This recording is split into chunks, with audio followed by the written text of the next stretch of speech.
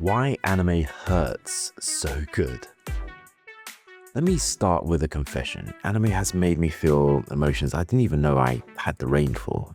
Like a grown man sitting perfectly still, staring at the screen, pretending I'm fine. Because there are moments in anime that don't just entertain you, they imprint.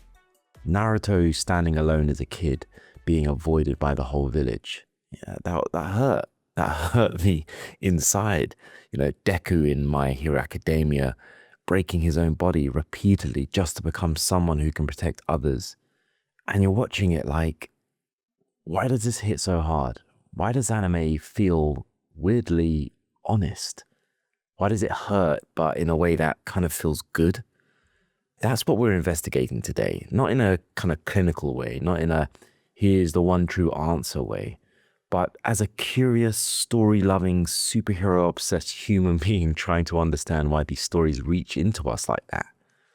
Welcome back to Between Worlds. So, a quick tone check. This episode isn't medical advice. It's not therapy. It's not going to be me diagnosing anyone, including myself. This is a storytelling investigation again. We're exploring why anime, especially the big shōnen series, the ones that I watch anyway, seem to understand suffering, growth, identity, loneliness, and the price of strength. And we're doing it with the main examples I love. We're going to talk about Naruto, Bleach, and My Hero Academia. We'll bring in a few other anime as well as kind of supporting evidence to some of these claims or thoughts that I have and ideas, but those are the three that we're going to use as our anchors, all right? Here's the first mystery. Why do we rewatch the sad moments? Think about it. Why do we go back to the scenes that hurt? You think we would avoid them, but we don't. We replay them. We go onto YouTube and type, Naruto saddest moment, English dub, HD, no ads, please. So let's build a simple roadmap here. Let's start with psychology, the simple version. Human beings don't just learn from success, we learn from consequence. Our minds treat struggle as information. Pain says, pay attention. That's why the brain remembers emotionally intense events more vividly. So stories that include loss, risk, and sacrifice, they feel true. They match the human experience. And the shōnen anime especially is basically a genre built on one message. You don't become powerful by wishing, you become powerful by paying. Now let's prove that with anime. So let's think about a typical superhero movie power-up. Spider-Man gets bitten, Captain America gets the serum, Thor gets, he's Thor. But sometimes there's training, but the gift is a big part of it. In anime, power often feels like something you earn with suffering. Goku trains hard, Naruto endures, and Ichigo bleeds. Deku's breaking his body. And the power-up almost always comes with a cost. That cost makes the power feel deserved. It's not cool, it's meaningful. Now, let's go deeper. Naruto is one of the most emotionally direct shōnen stories ever, I think. Because Naruto's first suffering isn't physical, it's social. He's avoided, whispered about, treated like a curse. And that's a very human pain. It's not, I fought a monster. It's, I'm just not wanted. If you know. Naruto on the swing, the village in the background, kids with families laughing. And Naruto is just alone. That image is brutal because it's so simple. And it establishes the core engine of Naruto.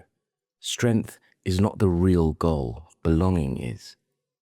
Now, watch how that loneliness transforms. Iruka is one of the first adults to actually treat Naruto like a person. And that matters because Naruto's power isn't chakra first, it's being seen. In real life too. A lot of people don't change because they are suddenly getting stronger. They change because someone finally believes they can. Now we reach the pain arc, which is basically Naruto's philosophy exam. Pain kills Jiraiya. Pain destroys spoilers. Pain kills Jiraiya, and then pain destroys the village. Naruto finally has the right to be consumed by rage. And then Naruto chooses something even harder. He chooses to understand. He asks pain why, and pain in his own kind of twisted way is also a product of suffering. Naruto's answer isn't naive happiness, it's mature. It's basically, if suffering created you, then breaking the cycle is the real strength. And that is why Naruto hits, because it makes a bold claim. Your pain doesn't have to become your personality. What did your pain try to turn you into, in your life? What did you choose instead? Do you have examples? Naruto also gives you like a mirror character. Sasuke is what happens when suffering becomes obsession. He loses his family, he becomes singular, and Naruto's whole journey becomes, can I save someone who doesn't want to be saved? That is a painfully real question, because in real life, sometimes love isn't enough to pull someone out of their darkness. Trust me, I know. And Naruto doesn't pretend it's easy. It makes it the entire emotional spine of the story. When you meet Itachi, Sasuke's brother, and suddenly the story says, suffering doesn't always look like anger. Sometimes it looks like silence. Sometimes it looks like becoming the villain so someone else can live. And whether you agree with Itachi's actions or not, the point is, Naruto constantly asks, what does it cost to protect people? God, just thinking about it, I'm a Dragon Ball guy. Like, that's where I got my gateway drug into anime. But when I'm really looking at the story and the writing, Naruto is phenomenal. But it's not my only favorite. There's also Bleach. So now let's talk about Bleach. Bleach is kind of like a different flavor, right? So Naruto is about belonging. Bleach is about identity. I think Ichigo's suffering is, I didn't ask for this, but now it's here. And he has to decide what kind of person he's going to become under this pressure. Now, Ichigo's the kind of character who treats death like an inconvenience, But jokes aside, that stubbornness is philosophical as well. Because Bleach constantly asks, what is a person when everything is taken away? Ichigo's answer is, I protect, not because he's chosen, because he decides. In a soul society, you're watching a world where rules matter more than people. Rukia is sentenced. The system is brutal, it's cold. And Ichigo's basically a walking moral disruption. He's like, so you're telling me your laws say my friend has to die, and I'm just supposed to respect that, Bleach is constantly pushing the idea that a system can be lawful, but still be wrong. And that's a heavy theme for a show with people, smashing their swords together, but it's there. Byakuya, his duty, he's my favorite, by the way. Shout out to Byakuya. But Byakuya, his duty is his honor and pride. He's trapped by it. His arc is the idea that sometimes the greatest prison is not bars, it's reputation. And then there's the hollow Ichigo. This is Bleach's philosophical genius, I think anyway, because it externalizes something humans experience, that part of you that scares you, the part of you that feels violent, selfish, hungry, angry. Bleach says you don't defeat that part by pretending it doesn't exist. You defeat it by interrogating it. Ichigo can't win by being pure. He wins by accepting that he's complicated. And that's why Hollow Ichigo is terrifying, because he's honest, he's brutal with it. What part of yourself do you avoid? Think about it. What would happen if you faced it calmly? And I'm going to butcher his name. Ulquiorra is one of the best, what does it mean to be human kind of villains in anime. He's obsessed with emptiness. He looks at emotions like they're bugs. And then at the end, he reaches for understanding, too late. But that moment hits because it's about human fear, that you might realize what mattered after you've already lost it. That's terrifying. And now, My Hero Academia is a modern superhero myth wearing anime clothes. And its suffering it's different again. It's the suffering of expectations. What do you become when the world is watching? And Deco, the main character, he starts quirkless. He doesn't have any powers in a world where people do have, loads of powers. And in that world, it's like being born without a passport to life. And the pain isn't, I can't fly, it's, I'm invisible. Then All Might gives him this gift, but anime style, and the gift is not free.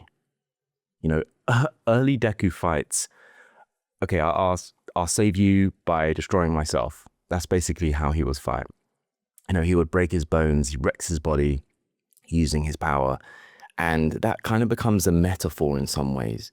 Some people will injure themselves trying to become who they think they have to be, and that is painfully real. I've gone through that experience so much in my life, and I still do. I have this feeling that I have to be this type of father, this type of man. And it comes at a big sacrifice, and sometimes parts of me can get broken, just like Deku. All Might is the symbol of peace, but he's also a man with limits. And when the symbol cracks, the question becomes, if the hero is not invincible, what happens to the world's hope? That's not just a plot point, it's human anxiety. We all build our stability on something, a parent or a leader, a belief, a routine.